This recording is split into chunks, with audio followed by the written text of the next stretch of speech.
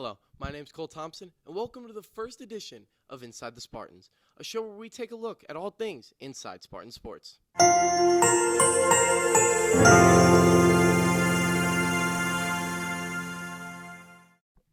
Let's get right into it with our women's basketball team. After a not-so-ideal start in the first semester, the defending EPAC champions went 6-5 that included two close losses to region foes Passaic and Camden. But the Coach Bomar-led Spartans have really seemed to find their groove as of late, with a 4-game win streak coming out of the winter break. That included a region win over cross-county rival El Trici by 29. The Spartans were led by freshman standout Zoe Cruz, who knocked down a season-high 3 triples in that game on her way to a 19-point performance. Unfortunately, the winning ways ended there for the Spartans, though, as they lost by 24 on Thursday to Lackawanna, a Division II program in Region 19. Even with that tough loss to Lackawanna, the Spartans are still in great shape to make the postseason once again. They just need to win 2 of their last 8 games, and they'll be heading back to the postseason. And the Spartans have a busy week ahead of them. They host EPAC rival Monco on Tuesday, and with a win there, they will clinch at least a share of the EPAC championship. And as defending EPAC champions, the Spartans would go back-to-back for the first time since 2016 and 2017. Looking more into this Monco game, the Spartans currently hold a 4-game winning streak against Monco. The last time the Mustangs took down the Spartans was in the winter of 2019. The Spartans also dominate the all-time series with a 19-3 record over the Mustangs. Coach Bomar and the squad are going to need another big game from veteran Elena Day, who put up a 16-point, 10-rebound double-double on the way to the Spartans' 13-point victory earlier this season. Day has seemed to have the Mustangs' number in her career, averaging over 15 points and 6 rebounds in her 3 career games versus the Mustangs. And then on Thursday, the Spartans host the Dukes of Cumberland. As for Cumberland, it hasn't been an ideal season for the Dukes, sitting at 1-8 this season. Their lone win came against Ocean in a 65-15 home blowout, so the Spartans are in a prime position to clinch a playoff spot by the end of this weekend. And now let's take a look at the men's basketball team. They seem to not even miss a beat this season.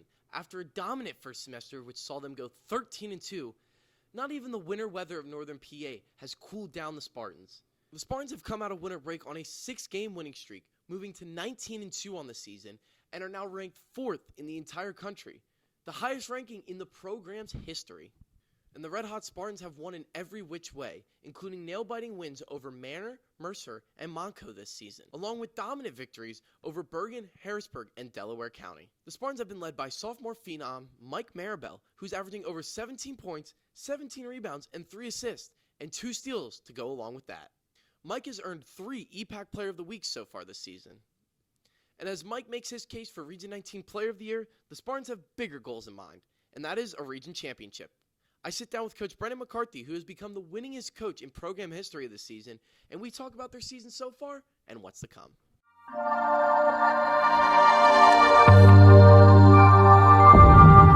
And now I'm here with head coach Brendan McCarthy of the men's basketball team. Coach, first off, congratulations on becoming the winningest coach in program history this year. Thanks. Appreciate it. Let's get right into it. You guys have blatant veteran leadership from Mike Maribel and Ty Fuller. How vital is that to your team's success?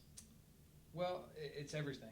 So especially at this level at the junior college, because most teams are just cycling through freshmen, sophomores. A lot of teams now are getting some transfers, so that helps. Guys that have experience, whether they're in your program for 2 years, that's amazing. Or if you can get some transfers, guys that played at a 4-year school before. It's just the way college basketball is going, it's the way college sports are going with transfer portal and just relying on guys that have been able to produce for a couple of years in our case, or a number of years. But we have a bunch of those guys. So we always have Ty and Mike. Keenan Roberts is doing a tremendous job for us off the bench. A bunch of other guys that are really intricate members of, just in terms of what we do every day. Not even just practice or playing games, just mentoring and teaching the freshmen what to do. And then we have 2 D2 transfers who played at those schools. So that's really important to what we do. So yeah, it's really important. So you talked about your bench a little bit. Your depth has been on full display this year with guys like Xavier Goodman, Keenan Roberts, and whether you start Kean or you start Chris, whatever big man you start that night. What does that say about your team? It means we have a lot of talented guys, and we do. So that's exciting for our guys, is that they know on any given night if they're playing well, they're going to see a minute increase. We have guys that come off the bench that, they might not play one night, but the next game we give them opportunities, and we trust that they're going to be able to go into the game and produce at a high level. But yeah, we've always had here a guys that are able to play and produce at a high level. How many minutes they get, yeah, but this year I think we do have more depth at all positions. We've always had some wing depth, or maybe we've had post player depth or point guard, but we have depth at every position where we're comfortable putting guys on the floor that can help us win. So you talked about your post depth. You guys are the 8th team in the country in terms of rebounding, number 1 in the region in rebounding.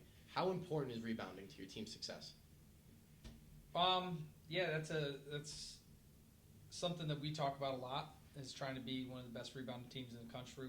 We've been a little shaky at times this second semester. It hasn't really affected us too much, but I think we actually rebound better against bigger teams. So looking back to last year, we had a really strong team last year, and we had size and athleticism, but we were often against some of the top tier teams nationally. We were smaller. Yeah. So we went out with the mindset of saying, hey, we got to get bigger, especially inside, and we wanted to have a brand of basketball that was maybe slightly different than the way the college game's going. So we wanted to have true post players. We wanted to have size. We wanted to be bigger than everybody, and we were able to do that, and now we're seeing the benefits defensively. Rebounding-wise. Yeah. We've rebounded the ball really well. And that goes back to our defense. So we're one of the top teams in the country defensively, which we'll look at more closely than the rebound, but they go hand in hand when you look at those two statistics. So you talked about facing top-tier talent. Looking forward this season, who do you think is going to be your biggest challenge? Who do you think is most likely to stand in your way between you guys and a region championship? Yeah, I think that it's been a long year. We've played a lot of games up to this point, and you're starting to come down when you look at the landscape of the region. It's starting to shake itself out. The teams are starting to settle into sort of who they are across the board. So you can see right now, Brookdale has had a heck of a run this year. They've been number 1 in the country for a long time, and they just lost 2 weeks ago to Atlantic Cape. Mm-hmm. So those are 2 formidable teams right there that have played each other twice, and we're not going to get a chance to play them until the playoffs, potentially those teams. So those 2 teams are really, really talented. And then you obviously have Montgomery in our conference, who I think is like 13th or 14th in the country right now. So they have a great coach. They do a really good job defensively. So they always present challenges when you play them. And this year they don't maybe have as much offensive firepower as they had last year, but they're still going to be really well schemed for tomorrow's game. So those are going to be teams that we've really got to watch out for moving forward. One last question. Number 4 in the country, highest ranking in program history. You guys have accomplished a lot of history this year so far. What do you think going forward? What's the end goal here? Well, the end goal is to win a region championship. Okay, fair enough. We're open and we talk about that within our program, but there's things that we have to do every day to get to that point. So we're process driven in our program. We have been since day 1, but we understand what our process works towards. But when we go to practice today, we don't speak about, hey, we're winning a region title today. It's what are we doing today that is going to give us those steps, work up the ladder to get to that region championship. That's going to be the most important thing. Honestly, the rankings and things like that is not something that we talk about a lot. That's fun. It's good, but it really doesn't have an effect on how we practice or play or what the goal is in the game tomorrow. Those things are all auxiliary, in terms of what we're trying to do. All right. Well, best of luck the rest of the way. All right, Cole. Appreciate it. You can catch the men's team in action again on Tuesday as they take on Monco, and again on Thursday when they take on Cumberland. The men's team hasn't been nearly as dominant as the women's team has against the Mustangs, although the Spartans do lead the all-time season series 14 wins to 9 losses. Unfortunately, last season, we saw the Spartans get swept by the Mustangs. That included 2 thrilling finishes. The first one right here at the Spartans Center, which we saw the Spartans erase a 22-point deficit, but just fall short in the final seconds, losing 71-69. The Mustangs then went on to take down the Spartans again in Bluebell, 58-50, on their way to clinch an EPAC championship. Although the Spartans did get some early season revenge on the back of CJ Miles, who put up 28 points in the Spartans' 78-69 road victory back in November. The Spartans look to complete their revenge with a season sweep against the Mustangs on Tuesday. Although the playoff berth is locked up for the Spartans, they are still playing for a lot down the stretch. They are eyeing up the number 1 seed in the region tournament, and they don't want to miss a beat, as the 3-loss Brookdale Jersey Blues are right on their tail.